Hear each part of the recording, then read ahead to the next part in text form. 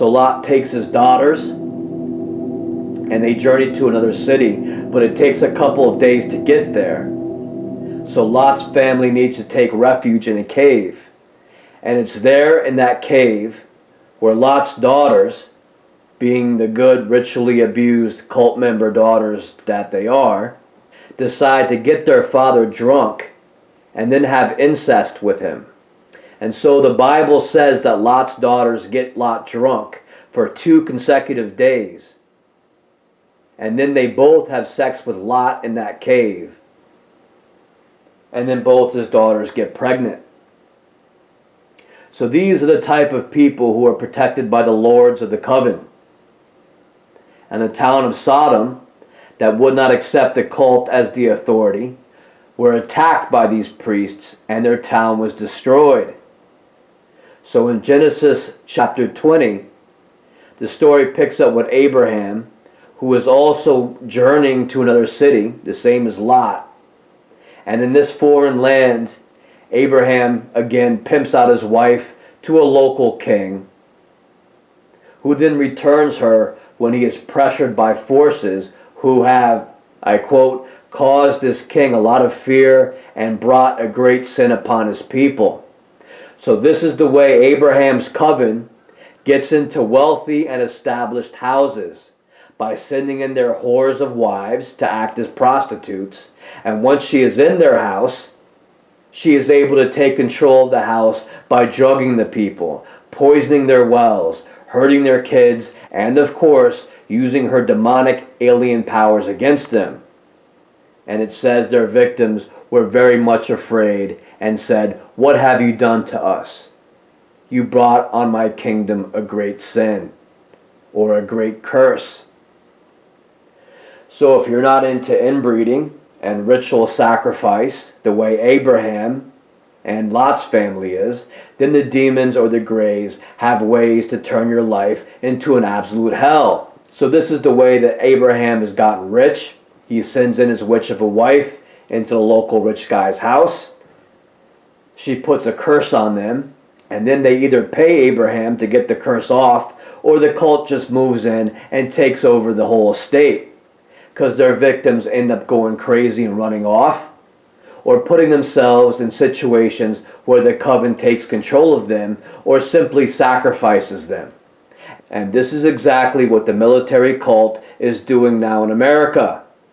They move their plants into certain areas, and all the original people of the area start to go crazy, lose their jobs, and they move out of the area, they move back to their relative's house, they want out, and the military just takes over huge areas. So you can see why our economy is in such ruins with this military coven in control. It's a different century, but it's the same old story. It's a different group of people, but it's the same exact procedure.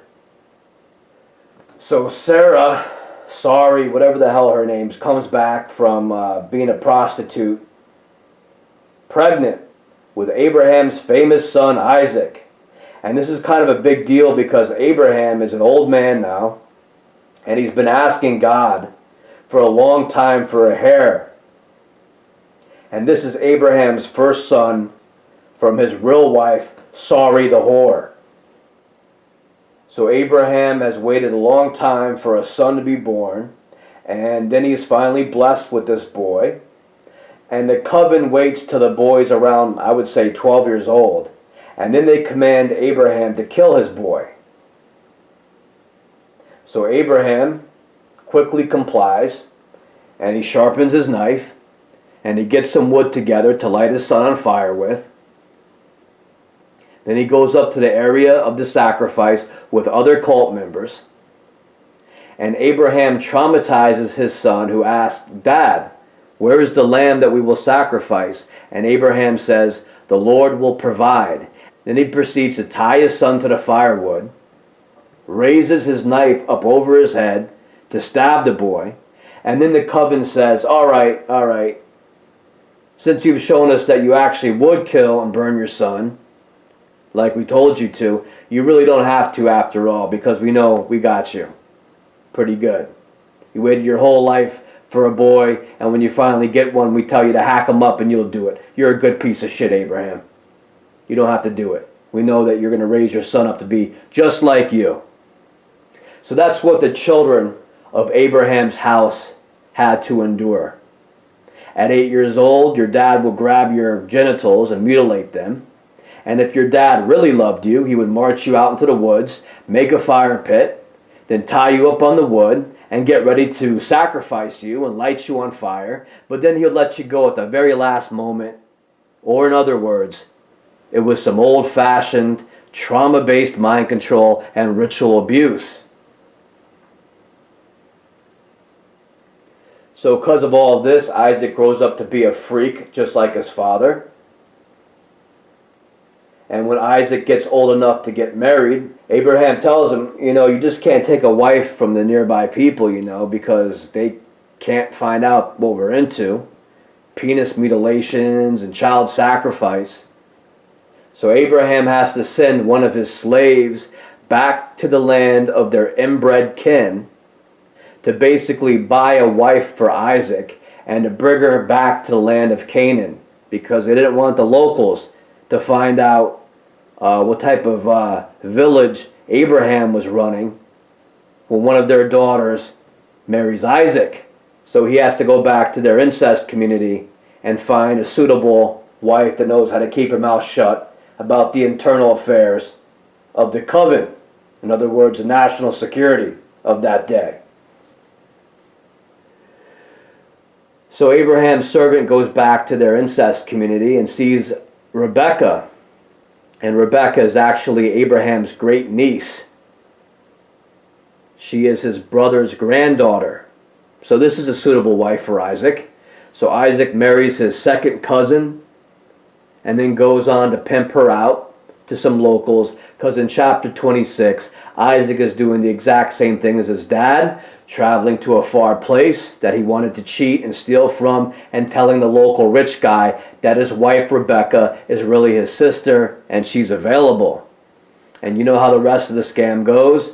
They take over whatever the rich guy owns by first getting one of their cult member sluts into their house.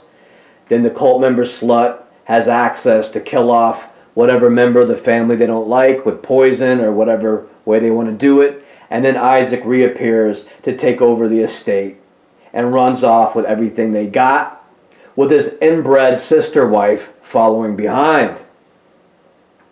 So Isaac is a creep just like his father, and Isaac has two sons who are also creeps, named Esau and Jacob. And these two brothers, Esau and Jacob, hate each other and were constantly trying to trick and steal from one another. The Bible does not say too much about Esau, other than the fact that the inbreeding is catching up with his family, because Esau is born red and hairy. And Esau goes on to marry his cousin too. But the Bible goes into some detail about the life of Jacob. And Jacob is the same Jacob who has a dream of a ladder going up into heaven, which allows things that he calls angels to go up and down the ladder. And at the top of this ladder, he saw heaven. And this is called Jacob's ladder, or being possessed by demonic alien beings. So of course Jacob was an inbred tard, and he had no idea what this meant. But it was a vision that would make sense to future people. And the ladder, of course, represents the chakra system, which leads up to the top chakra point, which is the spirit chakra, that is not physically connected to the rest of the ladder.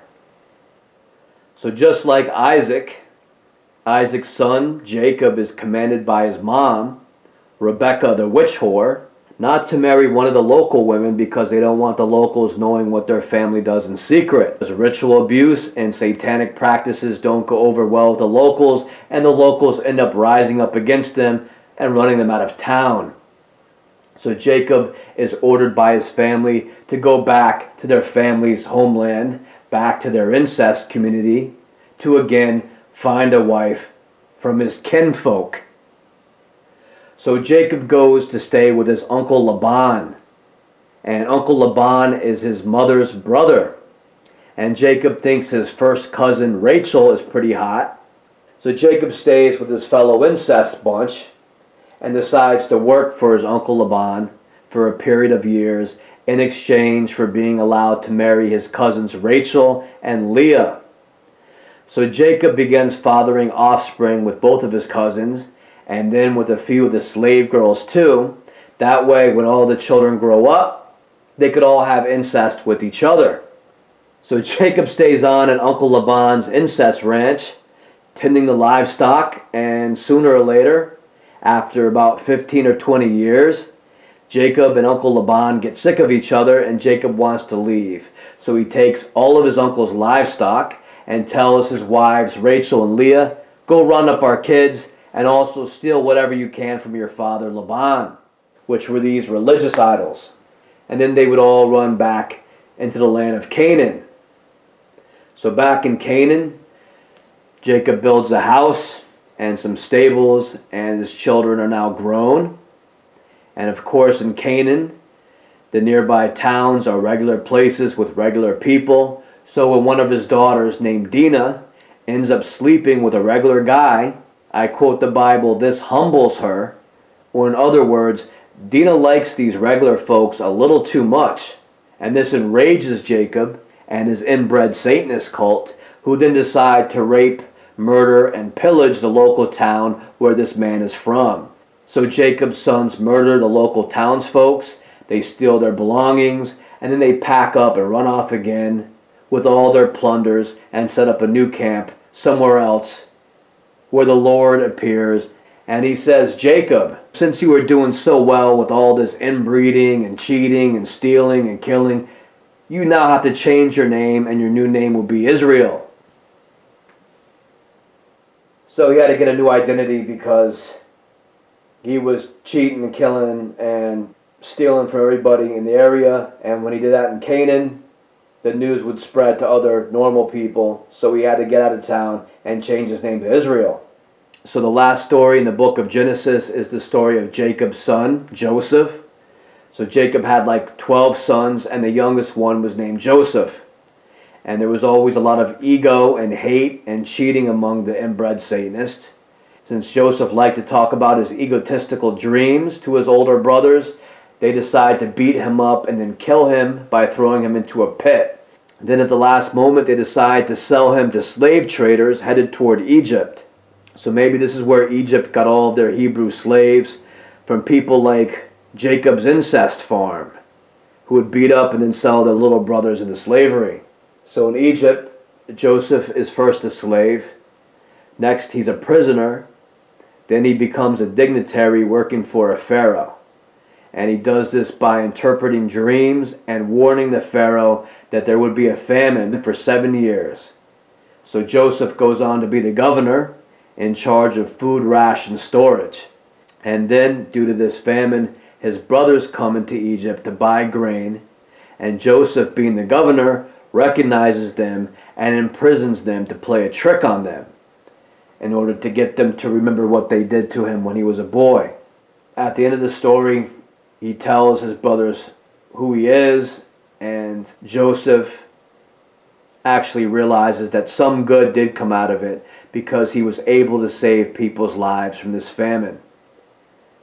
So Joseph understands that everything happens for a reason. So I hope that you enjoyed this explanation of what's happening in the book of Genesis of the Old Testament. When you skim through it and you don't really pay attention to what they're telling you, it's very easy to ignore all these points. But if you go back and reread Genesis, you too will see exactly what I'm telling you. And it's just in time for Halloween.